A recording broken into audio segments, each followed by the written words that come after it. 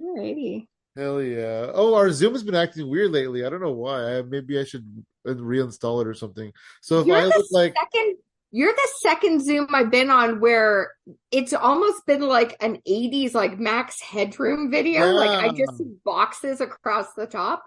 yeah, if I Whoa. look like that, my bad. But for some reason, it's been doing that the past couple times. I don't know why.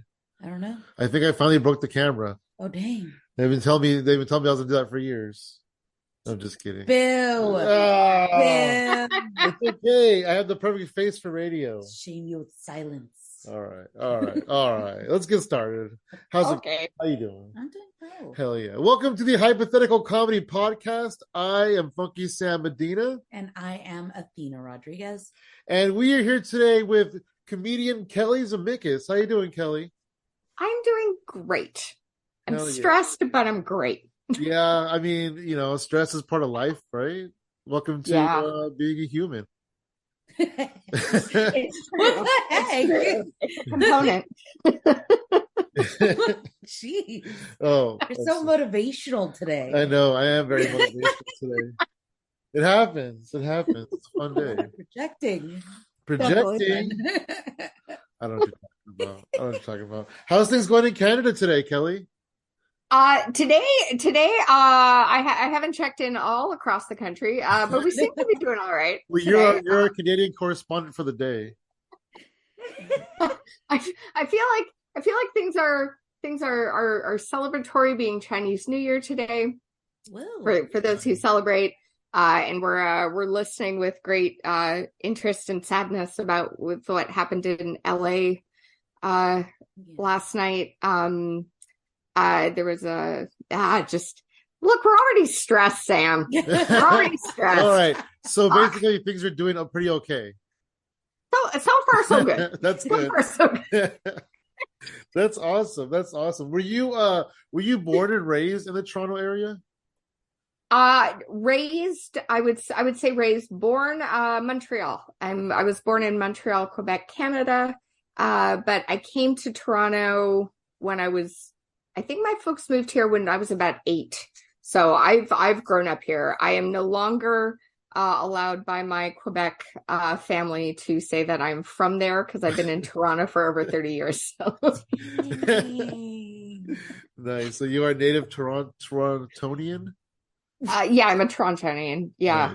Nice. See, Yeah. it's a thing. I didn't make it up. It sounds like a giant. It does sound like a giant. You're right. I think when you say Torontonian, it's the only time that someone from here will pronounce the second T. Otherwise, if you want to seem like you're a local and blend in with everyone, just call it Toronto. Like it's just spelled with a bunch of N's. Oh, interesting. Yeah. That's good to know. So you're from Toronto. You're from Toronto. That's good to know. And I do know that if I ever end up in Melbourne, Australia, I just say Melbourne. I do know that as well. Yeah. So Okay. I can keep up with. I can pretend like I'm from places now. Sam can blend in. I can blend in with the locals. Sam Medina, he's from places. What? Melbourne. How's it? How you doing today here in Melbourne? Yeah, that's what I do. So, what's it like for you growing up in Canada? I've never been to Canada. I'd imagine it's very cold there. Just how did you enjoy growing up there? Yeah, I will say I think that idea that it's cold here is a bit of a misnomer. I've enjoyed doing Zoom comedy and sort of breaking these Canadian myths as best I can.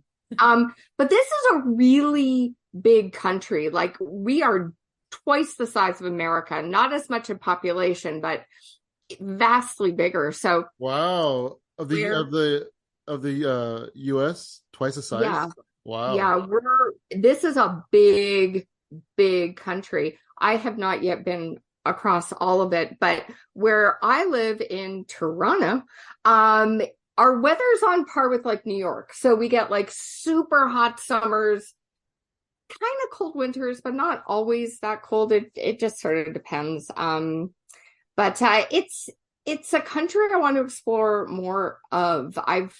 I'm enjoying my process of, I'm still growing up. And I enjoy living here. It's a really beautiful place to live. But I want to see more of this country, but they don't make it, especially as an artist, really easy to travel across this country. It's really expensive to travel within Canada and to see all these parts. And, that sort of makes me sad because I feel like there's way more to see. Yeah, so I dig it, but I got to see more of it. I have not seen enough.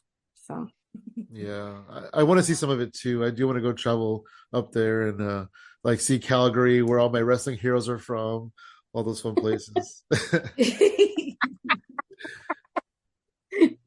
So I have flown over. Calgary is, of course, in the province of Alberta. I've flown over the Rockies, the Rocky Mountains. They're beautiful. I've been to BC, to British Columbia, which is like just above Washington State. Yeah, it's a sight to see. First time I flew over the Rockies, I was like, you could tell I was new on the plane because I just kept gasping, like, oh my God, that mountain.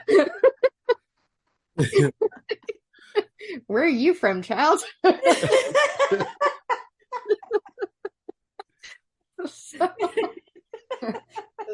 There's no mountains in Toronto. But yeah, it was pretty great to see. There's just so much more to see, Yeah, definitely. Yeah. Definitely. That's awesome. How did you start discovering stand-up comedy and kind of get a love for that? It's interesting. Like when I look at how my career path took me, which was, for a good deal of my days was in TV production. When I think back to like what I gravitated to as a kid, and being a kid that was really raised in front of a TV, because my parents are both in advertising, it was like another sibling. So I watched a lot of TV shows. I would like sneak, late at night to watch like SNL or like The Tonight Show or David Letterman. Watched as much Evening at the Improv as I could. Like I was constantly tuning into stuff like that, in Living Color when I got a bit older. Yeah, that's a good show. Oh, such a good show. And it was something I just truly, truly loved, but I never really put two and two together that could be anything that I could do. Because I grew up in a time where there, weren't a ton of female stand-ups that I saw on TV. I certainly, as much as my parents supported my career path, never really spoke fondly of female comics, aside from like Joan Rivers or Carol Burnett. They just weren't really into it. So I had really no idea that was like something that I could do. But I got into comedy, into sketch and improv back in the 90s when that was like really big in Toronto with, Kids in the Hall as an example, like sketch. That's cool. And my first job at a comedy club when I was 17 was cleaning toilets. That was my start. And within, I think about a year, I was one of the technical directors at the club. That is awesome. Yeah, that is really incredible. Wow. Yeah, so I've always loved the nuts and bolts of a production, seeing what the lighting design is, seeing the crew put like the rafters together. Just, I liked that part of helping a show come to life. But I didn't start doing stand-up. Like I got into comedy when I was about 17, like I say, and it took about 20 years for me to get on a stage and tell a joke. Wow, you were just involved in like the behind the scenes stuff for the first 20 years. Yeah, really on the periphery, really just being in it. But I don't know. It was kind of weird. Like I don't think I ever gave myself permission until I was closer to 40 to try it. Wow. Yeah. Yeah, but you definitely, were helping to make it happen, even though you weren't doing it. How long did you work at the club? That club, when I joined them, I think they were in operation for about a year and a half after I joined. I don't remember exactly why the club closed. I don't know what the reasons behind it were, but the house troupe at the time then started doing sketch shows in other clubs in Toronto, and they took me with them. And then other people saw me and then took me on their show. And then, at the time there was a lot of like sketch fests and improv festivals that I was a part of. One of our main networks had a show called Sketchcom, and the troupe that I was with, got a spot on this national show. And so yeah, it was just it was like all the signs were there, but I just never put two and two together. Wow, that's awesome. That's really fun. And you like the club wasn't there for very long, but long enough for you to kind of get your feet wet with it and get the experience and just learn the ropes. Absolutely. Because when I was a wee bit younger, I was probably about 15, I started volunteering at my local cable station. And I was part of the crew, and I was like, I think one of the only women there. I was, floor directing, cable pulling, setting up mics.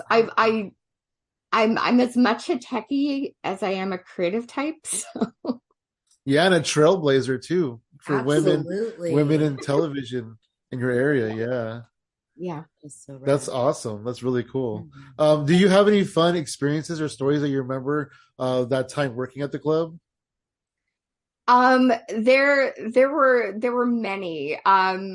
My first weekend working there, I think he had just been signed on to do SNL, but Mark McKinney from Kids in the Hall was a guest member of the troupe that weekend. So I got to spend a weekend with Mark McKinney, which was amazing. Wow. And that was really cool. That moment was really cool. Getting to know a guy who I know he's got a pretty decent acting resume now, and still does stand up. But a fellow named Sean Majumder, who's Canadian, he would hang out at that club a lot. And I got to know him, and then he became one of the youngest stand-ups to headline this series of clubs here called Yuck Yucks. So I've known him since I was a teenager. Moments like that were great. And then you have moments that were not so great, like the time the sewer backed up, and me and the other lighting audio designer rather went to the dollar store next door and bought a bunch of incense, and then just try to light a lot of patchouli before the audience came in.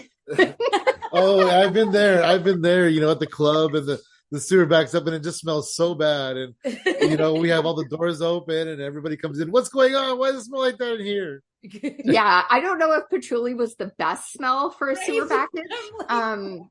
But those were good memories, signing the wall on the last night of the club. Wow. Yeah, having a horrible first set as a technician was a good memory. Yeah, it was a great place to play and get my feet wet and be downtown and feel like I was doing something really cool, because I grew up in the suburbs, so it was fun. Yeah, definitely part of something that was really awesome. Yeah. And you said that you have background in film and TV. I believe that you actually were part of a project called what No Responders Left Behind.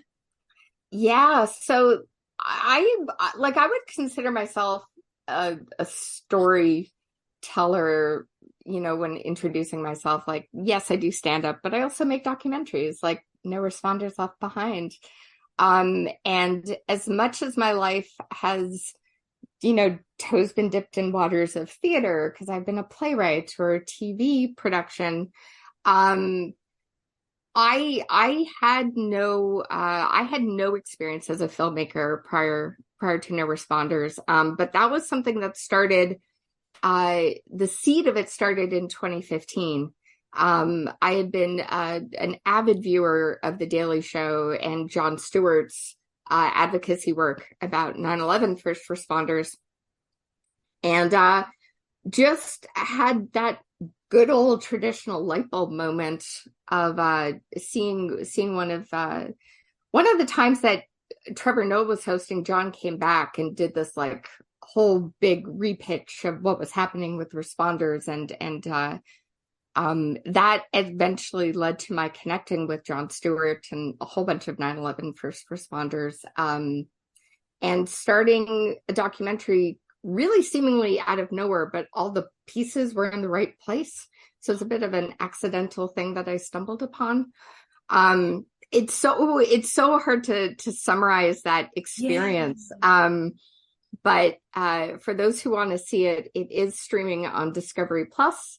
So you can catch it there all over the world. And basically, along with a few friends of mine from up here in Canada, we just came down with our cameras and just told the story of essentially what happens to first responders post incident. We tend to not check in on them or ask how they are doing, and kind of take them, they're not in our minds when there's no crises occurring. And these folks were just not being treated properly. So that's like another notch on my storytelling belt, is that I've done that.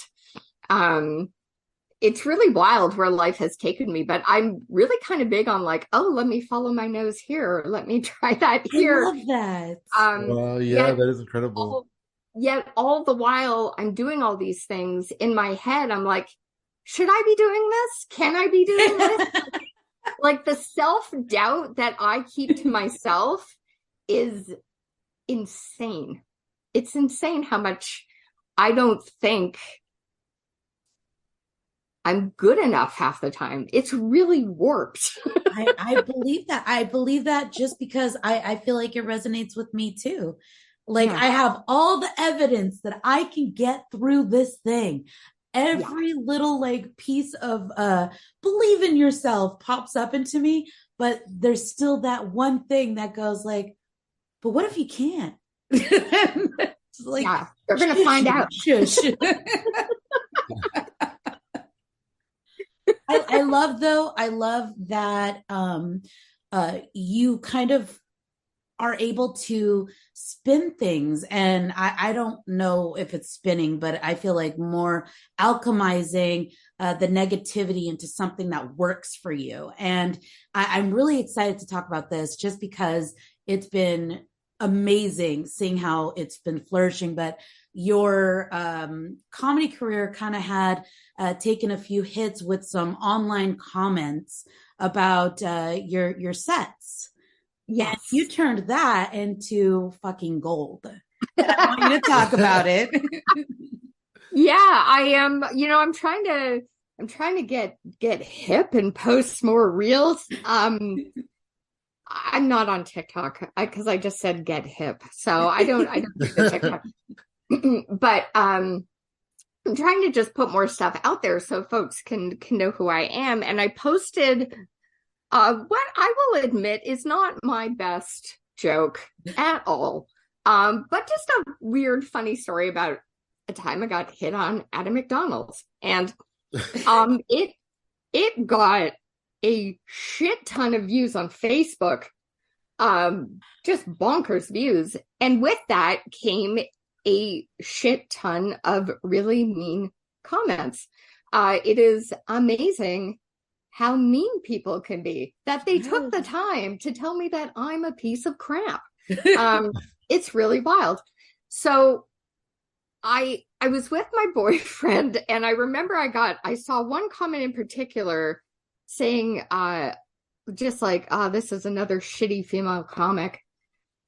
And I just looked at him. I was like, I need to put this on a shirt. I'm not going to let this guy get away with this. I'm going to put this on something. And what I ended up doing is I now have a very, very tiny merch line, but I have coffee mugs, notebooks, and now bookmarks with these comments that people have put on my Facebook Reels. And what I do is I donate a part of the proceeds between an abortion assistance group. WRAP is the name of it, Women's Reproductive Rights Assistant Project, and Food Banks Canada. So I'm taking those lemons and I'm making lemonade for people and making good out of it. Wow. I love that. I didn't know that at all. That's amazing. And for some reason, these, like, if you look at it, I don't know if anybody else has this feeling, but like when you look at it, the shitty comment almost becomes empowerment.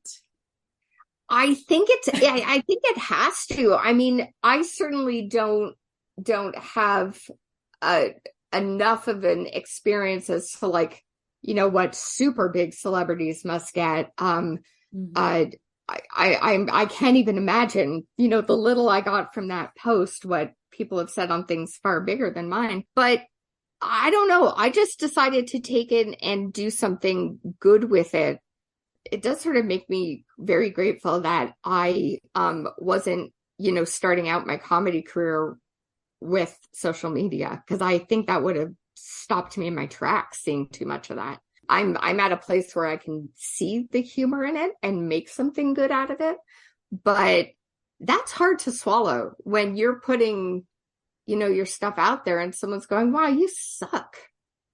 That's like, oh, do I?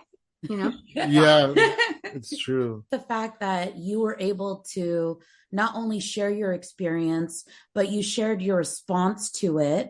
Yeah, it did suck, but I'm going to make something out of this. And then it does show those people that are just starting out and just starting to put themselves out there. Yeah, people might be mean to you, but you can handle it with grace.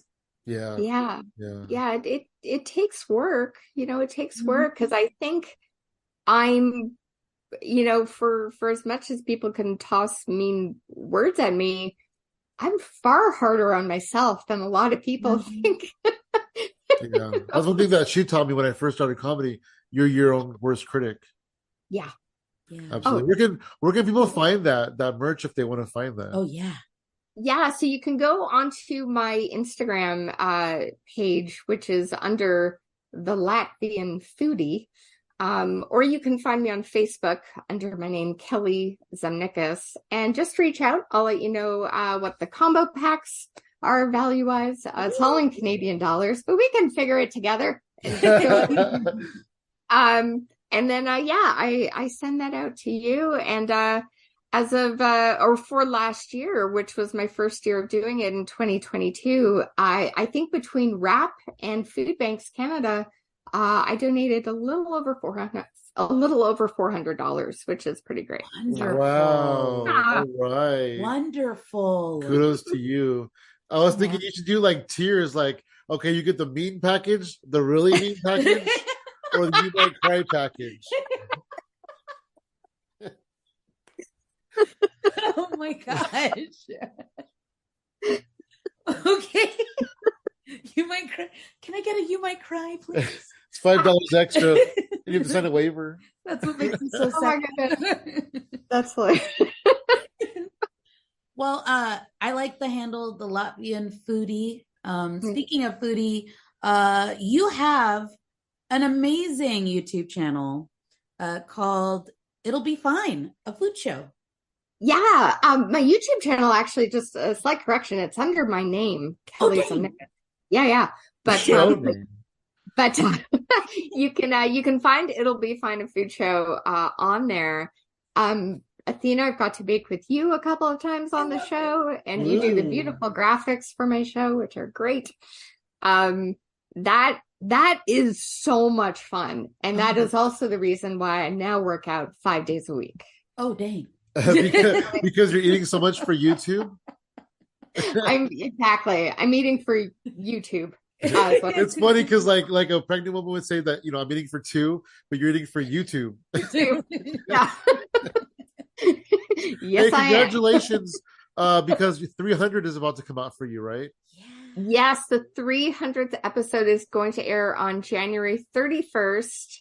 And we made a savory dish for that one. I cooked alongside a great friend and comic from Chicago, named Nick Lindeman. Nick has been on the show. This will be his 7th appearance. Nick keeps weaseling his way back on the show, and I keep saying that. We can weasel? Right? Kidding. He's not weaseling. But I think he's also, like, he's already. How'd you weasel? I got a weasel too. How did that show come about? How did you like get the idea to do it, and you just start doing it? This show again is just, going back to like No Responders was kind of like all the right timing. This was okay. So in the fall of 2019, a group of Toronto comics put out this pitch that they were going to do a 24-hour comedy festival on something that I had never heard of called Twitch. At the time, I didn't know what Twitch was, but they were like, hey, we're doing this thing on Twitch. Does anybody want to do sketch or come do stand-up? We're going to have a computer set up. You can do stand-up on our computer. And I said, why would I do that? Which is funny, given how I met you two. Right. Who in their right mind would you stand up in front of a computer? Who would do that? So I had a couple of friends over, maybe like the night before I saw that Facebook post, and we were baking a cake and it wasn't working out, and I kept muttering, "It'll be fine." And I thought that would be a dope name for a cooking show. So then I see this post about this 24-hour thing, and I wrote in, I said, hey, could I pitch like a food thing where I bake with another comic? Maybe I'll call it It'll Be Fine. And it got accepted. Awesome. So I had an hour slot. We aired at 6 a.m. Our lead-in was 2 guys playing euchre. And I had on a Toronto comic, Janice Israeloff, great comic, great friend. We did an apple pie dish. Yeah. And after I did it, I was like, that was really fun. Maybe I'll do it again. And I was doing it very like sporadically. There was no consistency to when I uploaded. At the time, I had another friend editing it. And then when the city of Toronto shut down, I think I had banked about 5 episodes and was editing them on my own, put them out. And I was like, how can I do this without people being around me? Because we weren't allowed to have anybody. Toronto was under a very, very strict lockdown. Wow. And I started doing it virtually, which is how it's continued, both in person and virtually. So I started off at the start of lockdown with, I think, 14 episodes. And then, we're about to air episode 300. So. Wow. That's crazy because like the name, It'll Be Fine, and the way you do it on the Zoom, I thought it was a pandemic show made because of the pandemic, but it was just actually before the pandemic, and you just kind of tailored it to that. That's incredible. It just worked out. Yeah. It just works for the pandemic too. It'll be fine. It'll be fine. That's what I thought it was. Like, we're all stuck at home. Let's make some comfort food because it'll be fine. Yeah. That's kind of what it's into, though. It's so bizarre. It's so bizarre how that's now kind of become kind of like my brand of, I am, I've always been an anxious person. I had my first anxiety attack when I was 9, and I just learned to sort of like keep this face front of like, I've got this, but inside I'm like, I'm melting. So I don't know. I'm kind of, a bit of an It'll Be Fine poster girl. Well, you kept us all strong during the pandemic with that, so that's super fun. Yeah, I know for a while, I don't know if it still is, but I know for a while the record of the most views was the TL Devaney episode. Yeah. Is that still number one? Yeah, it is. It is not at 2,000 views yet, but it's getting up there. TL came on and we did a cereal milk pie, and I guess cereal milk is a very like niche hot thing. Wow, interesting. Cereal milk. And I couldn't believe it, but I saw the view count just like, it's like, what is happening? So Yeah. That's fun. Where can that show be found on your YouTube? So when you go on my YouTube channel, they allow you to feature a video at the top of the page, and that is the featured video. So easy access. Yeah, Yeah, you can see it there. access. That's awesome. That's really awesome. And then she loved it. She was on it a couple times. She had a great time with you. Super loved it. And then the last one that I was on really resonated with the "It'll Be Fine" because my measuring cup had the handle just broke. It was just like, nah, I don't want to. I enjoy when she's on it too, though. Yeah, I don't want to. It was a lot. I enjoy when she's on it too, though, because I get to reap the benefits. Oh my gosh! Exactly. My parents love it because they get to taste things.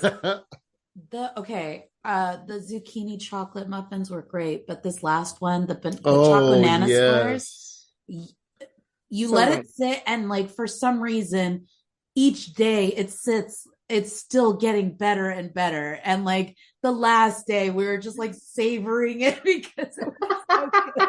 Yeah, it's weird. Like the longer it sat out, the more cakey it got. It was really good. So delicious. It's a great little thing about baking. Like when you do that, like a pie or a loaf like that or a bread, you just let it be and it gets better. And it'll be fine. Gets better. Yeah, that show, especially during the height of lockdown, was such a solace for me because I'm someone who, like, pre-pandemic was hosting a lot of dinner parties. I love getting people together and blending, what food allergy do you have? And what do you have? And let me figure out how to make it work for everybody. And I couldn't do that. And so that allowed me to like still make something, get to know someone, learn something new. And it was such a blessing. So, now I'm just doing a lot of crunches, to compensate for all those blessings. Do you have a favorite dish or a couple of favorite dishes you've made on that show?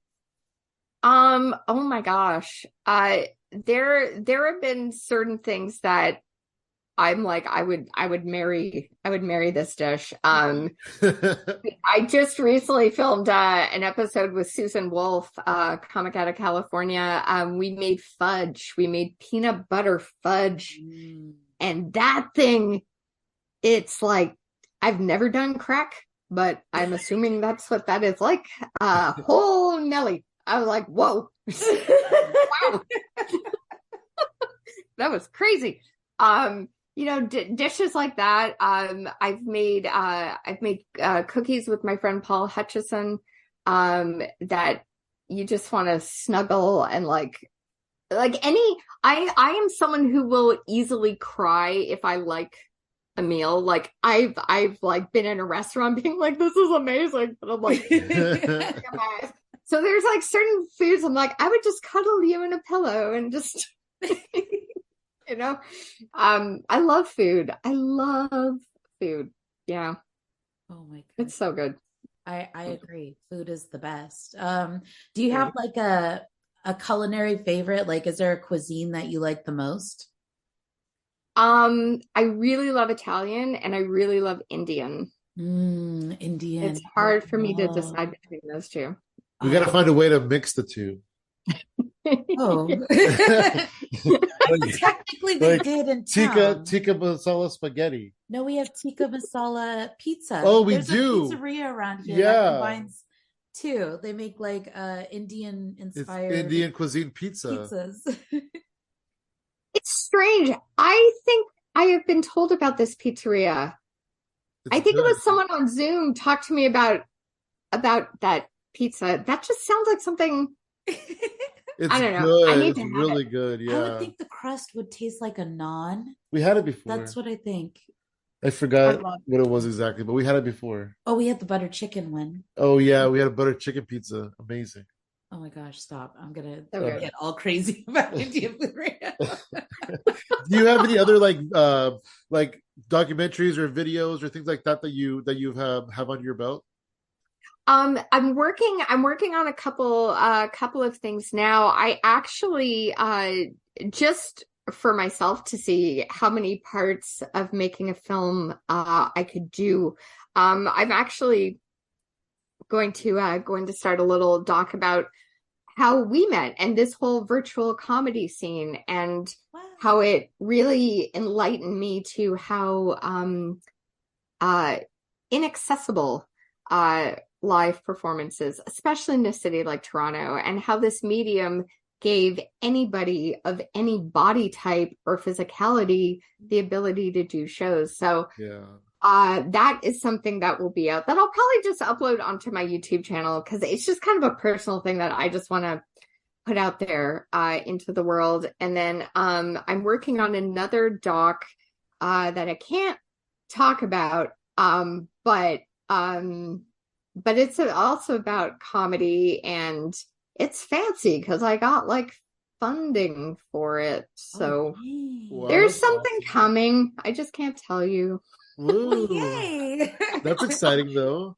Yeah. It is. It's super exciting. And, I like when I was younger and I was trying to figure out what I wanted to do with my life, directing music videos was something that was super appealing to me.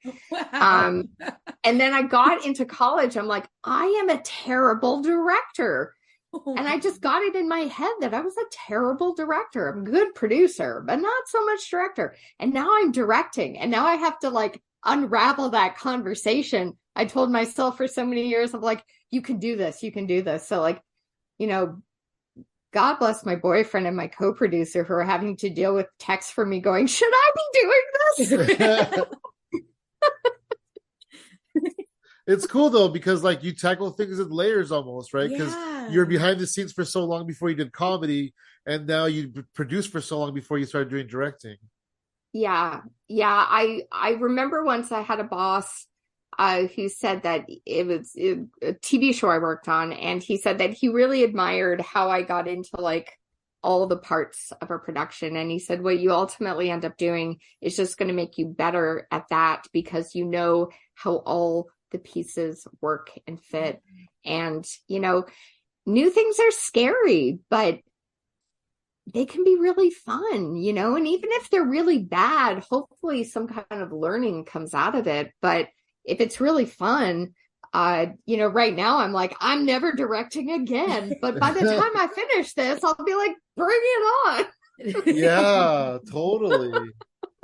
That's amazing. So I love that I have a chance to try things, which is really fun, so. And the more aspects not of it everyone you get into. Oh, sorry, go ahead. Oh, sorry, what were you saying? Oh, so the more aspects of it you get into, the more valuable you are, because you can almost do anything at that point. Yeah. And I'm fortunate that I'm just where my life is, I'm able to do that. I realize that a lot of people may think, oh, I've got these big dreams, but I've got to take care of the house and the mortgage and the kids and this. And I kind of, I do believe that what's meant for you is going to find you. Like you'll find a way to do what you want to be doing to some degree. But I realize I am most fortunate that I get to do this for my days, so that's I realize how lucky I am. I'm stressed out beyond belief, but I realize how lucky I am. Yeah, no, that's true. Are you currently working in TV, or are you more like doing like freelance stuff? I am still in television. On occasion, I get the good fortune of joining a writer's room and working on a show, which is great. I would love for that to happen more. But for the most part, I work in post-production, doing a job called transcribing. So typing out interviews and assisting with closed captioning and doing all that stuff on the back end, like a job that nobody thinks a human still does, but voice to text software doesn't do everything that I do. So I still can do this better than the robots. So. Oh my gosh. And that's so funny, because last time we were on a Zoom mic together, there was a big joke about you taking notes about what was happening.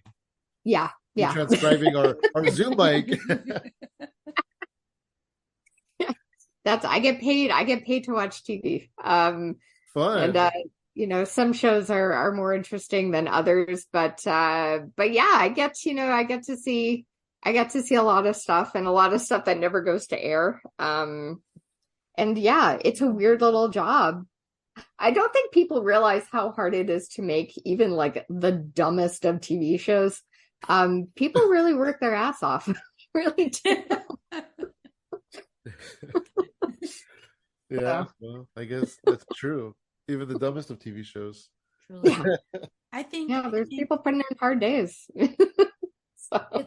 It's been really I know that for me personally, a lot of the people that I follow on Facebook, including you, I get inspiration from a lot of you guys. And one of the things that really inspire me about you is that you are authentic where you're at, where you say, yes, I'm going to try this new thing. I'm kind of scared in the process of it. I kind of have that, maybe a little bit of self-doubt, but this is the real authentic me. And I know that I am going to block those self-doubts whenever they come up, whenever I can. I'm going to do my best doing whatever I can, because in the reality of things, I can do this. I know that I can do this. And that's what's inspiring to me, that you are authentic in saying, no negative talk, brain. That's not true. I'm amazing. I love that. I appreciate that. Because I'll come across posts that our friends make talking about toxic positivity. And I'm like, is that directed at me? Like when you see something online and you're like, did they look at my page? And they're like, shut up.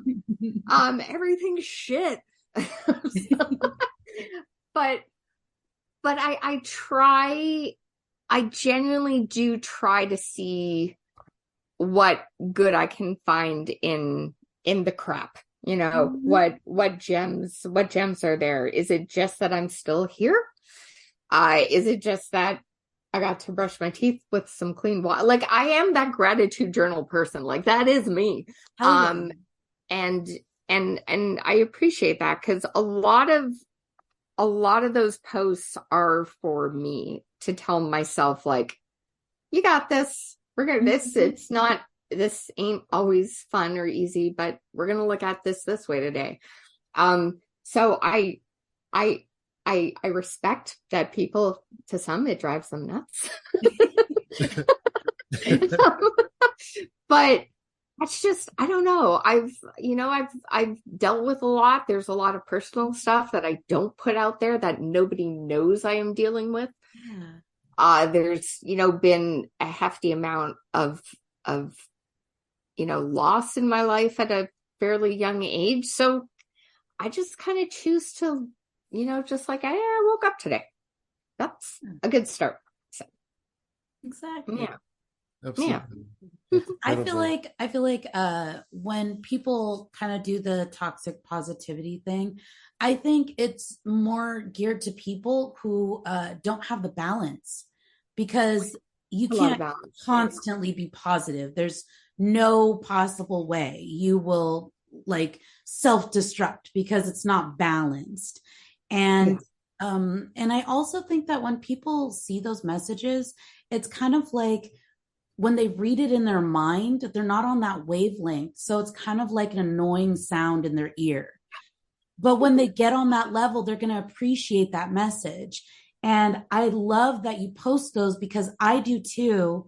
And I find, in a weird, kooky way, that they always come up a year, 2 years later in my memories, my Facebook memories, right when I need to hear it. Yeah. Yeah, that's the cool part, when that stuff boomerangs back. I have yet to find an inspirational post of mine come back like that. But what I do have a lot of are like sandwiches. A lot of sandwich posts come back in my memories. Which are happy times. I remember those sandwiches. It's always good when a good meal pops up in your Facebook memories. Yeah. Like, and you're like, you remember this? There's this one picture I have Oh, there's just a big chicken breast that just looks delicious. And I'm like, I want you to make this again. It was really good.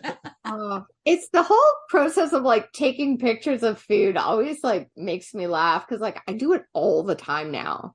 I Me do it too. all the time. Beautiful. Yeah. And I want You everyone know, else to and experience what I'm experiencing. I love looking at it's other like, people's food pictures all the time. yeah, you know, but it's like, you know, if I talk to like my 14-year-old self, she'd be like, "Are you okay? Like, what? Yeah. What are all Well, these pictures we're developing? What?" yeah, you may say to your 14-year-old self, I'm okay because I get paid to watch TV. Yeah, exactly. Yeah. There. They'll be like, okay, all right, yeah, you're good. Some people pray before they eat. I take pictures of my food. Shut up. Yes. It's a good food journal. It is a good food journal. It is though, like those messages that like she talks about how 1 or 2 years later they pop up on your Facebook feed, and it's almost like you're talking to your past self is talking to your current day self. Yeah. Yeah. Which I need. I mean, being isolated for a couple years was I So started yeah, going to therapy.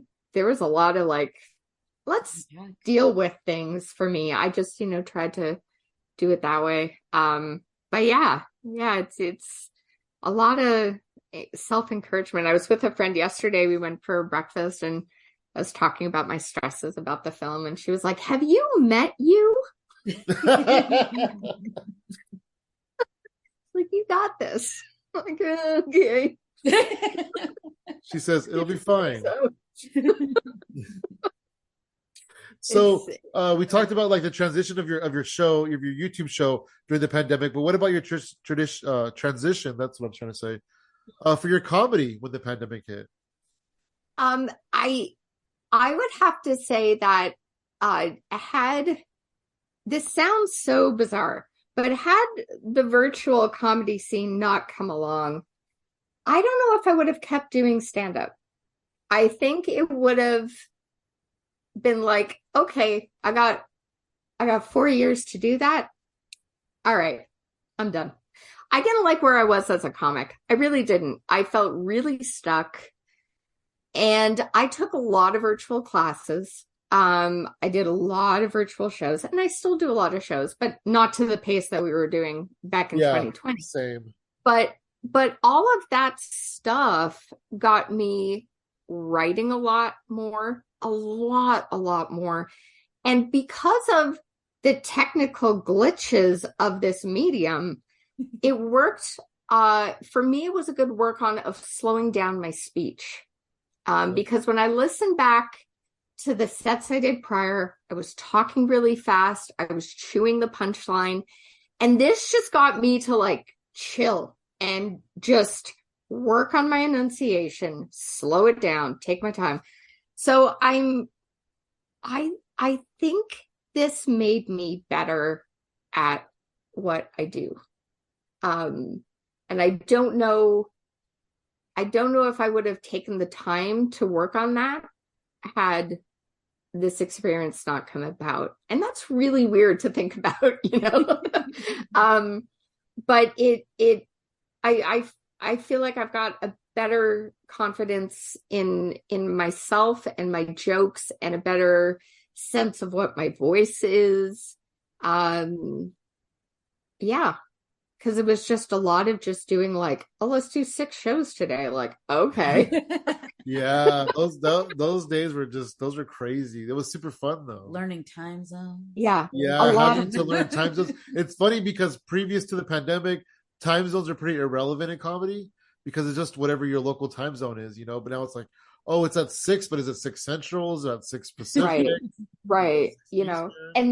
And like now we have the beauty of, if, you guys come up to Toronto, or if I go to like Albuquerque or Tokyo, I know people at clubs there. Yeah. So as a comic, all this road work got taken care of, which I think is just worth its weight in gold.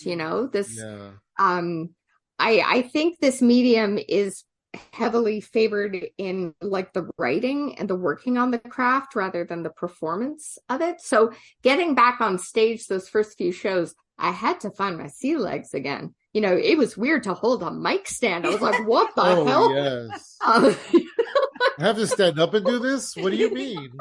you know, I think my first set, no, I know I did. I wore shorts, which I would never do for a show. Like, that's just me. It's like, don't do it. But I wore shorts because I wasn't thinking. So I was just so excited. But yeah, I had to sort of learn how to stand up in front of people again, but certainly better at what I do. Yeah. Mm-hmm. Thumbs up for online comedy. Yeah.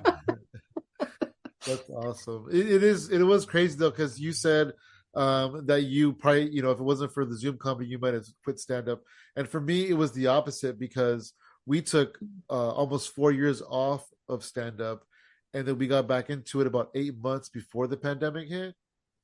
And I honestly think that if we were not doing it at the time, if we would have still in a hiatus, I would not have got into the comedy online scene.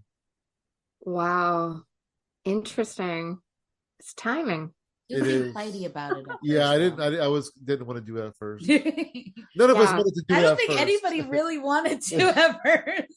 Everybody we spoke to was like, "What the hell is this?" All right, I guess I'll try. No, it's so wild. Like, it's most certainly, this is not stand up in a club, absolutely, but you can't think of it the same. Yeah. But that just, and it's not this is very much like, preparing for being on TV and like standing in your place and like not moving around. It's a different beast. And, that's fine if you don't dig it. And I still like doing it because the other night I was working on something for my new film and I wanted to like get some reps in. So I went on a virtual show and I got to do that and I got to do my work. And it was like, oh, this is great. Because I just wanted to get some words out. Right. Yeah, it's, what's that song? Always look on the bright side of life. So yeah. That's your theme song. I think so. It's good though, like, because sometimes you just have to like get a joke out. You have to say it in front of a couple other people to just know how you want to say it. Yeah. Absolutely. And to the point that someone may make of like, oh, you get no reaction when you do it virtually. It's like, well, you've been in a club where everything kills? Like, right. Come on. Yeah. Yeah, no, I've gotten some Zoom shows bigger reaction than some bar shows that I've done. Mm-hmm. Oh, I did a show the other night and it was like, can I just go? Like, none of us are enjoying this. The best is when you tell a joke and then you hear just pool balls hitting. Oh my God. It's the weirdest thing, This is real stand-up. Nobody pays attention in real life either. Oh, yeah, it's pretty funny. How's life for you now? Now you guys are open more, you're doing more stuff. How's life out there now in comedy? There is a plethora of shows now. I think it's still just as hard to get stage time here. Toronto's a tough city to sort of make a name. I mean, I wouldn't say it's like got the work that it would take in New York, and I go to New York City a lot for stand up. But to find a name in one of the big clubs, it's not that easy. And the other thing about Toronto, there are, as I say, a plethora of shows, but getting audience out here is tough. Like getting audience out to the bar shows, a lot harder than like absolute comedy. Folks here like going to like the club and getting the whole experience. It's harder at a bar show. It's going to be a lot more comics than there will be audience. So it's a city where you gotta work. You do have to put the work in here. But it's nice to see the plethora of shows that are out there, which is great because there's a lot of options. There's a lot of options and places to go and things to try. And And hopefully Toronto will start to have shows at venues where anybody can go to them. For me, I've started a monthly show that will be back in February called Comedy on the Avenue. It's at a pub in Toronto called Imperial Pub. That's fully wheelchair accessible. And that's not the norm here. It's not the norm here at all. Wow. I want to take what I learned over Zoom and like put that to use in Toronto and only do shows where anybody can attend or perform at. I don't want to do anything else because I feel like that'll take what, the good lessons I learned doing stuff virtually and just like shooting them out the window. So, Yeah, that's incredible. That's trying awesome. to do good things, guys. I love it. That's I awesome. love it. But it's like you're doing good things, but they're things that also help you by like growing certain parts of your perspective. And, it's just so cool. I love that kind of like, you're making magic and I love it. I love it. Making comedy magic. Hell yeah. Heck yeah. I know you talked about a few documentaries you're working on, but do you have anything else in the works? Any projects? Anything like that? Yeah, I'm writing a book of essays. Yay! So I'm gonna have a book out at some point, whether I self-publish it or I'm fortunate enough to find somebody who wants to publish it. There's a Toronto comic who I've known since I was a teenager when I was doing tech at clubs. Her name's Elvira Kurt, and she's fabulous. We were doing a show together in I think it was in 2020. Or maybe sometime in 2021, I can't remember, but we did a show and she was on the bill, and after I finished my set, she was like, "Your life is so popcorny. I would read your book." Yes. And I took that as a really big badge of honor coming from her. So I'm taking my jokes, which are I'm kind of more of a longer form storytelling style comic. And I'm just expanding on what that bit is actually about. And I'm just collecting a bunch of essays and I'm going to put it in a book, and I've got a title, but I'm not going to tell you. And, but yeah, that's. Wait, can I guess though? Isn't your title The Big Book of Essays? Oh my goodness. Nope. Oh, so close. Just kidding. That's awesome though. That's really awesome. Hey, Kelly. Yeah. I just wanted to say real quick, if you are listening to this and you're very curious, Kelly actually has a blog and you could get a little taste of her writing style and see if you want to dig deeper on that. Yeah. Do you want to announce your blog? Yeah, you can head over to my Instagram page. There's a link to my link tree, which basically acts as my website. And my blog is called Marriage and the Single Girl.